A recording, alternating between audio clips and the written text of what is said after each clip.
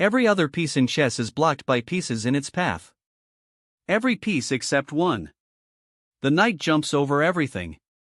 It moves in an L shape, and it's the trickiest piece for beginners to master.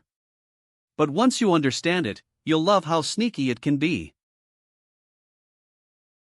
Here is the knight on d4, right in the center. The knight moves in an L shape. 2 squares in one direction, then 1 square to the side. Or you can think of it as 1 square in one direction, then 2 to the side. Either way, the result is the same.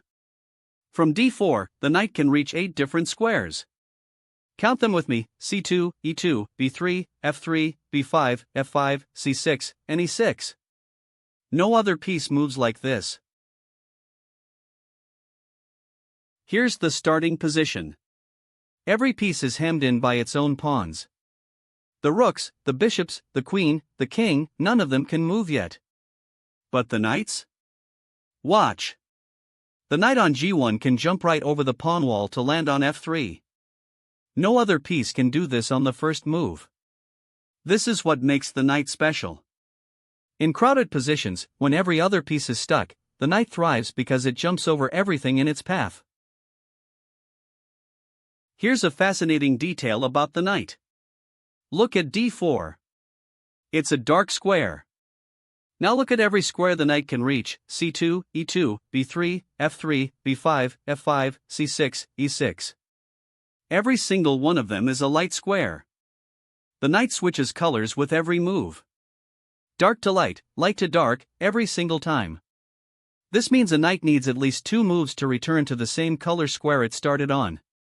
Keep this in mind when you're chasing pieces or defending.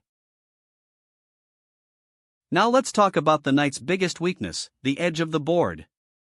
This knight is stuck in the corner on a8. How many squares can it reach? Just 2, b6 and c7. That's it. Compare that to the center, where a knight reaches 8 squares. On the edge it reaches 4. In the corner, only 2. There's a famous chess saying, "A knight on the rim is dim." It means a knight near the edge is weak and slow. Always aim to keep your knights near the center where they are at their most powerful. Let's bring it all together. The knight moves in an L shape, 2 squares in one direction, then 1 to the side. It's the only piece that can jump over other pieces. It switches square colors with every move. And its power depends on its position: 8 squares from the center, 4 from the edge, and just 2 from the corner.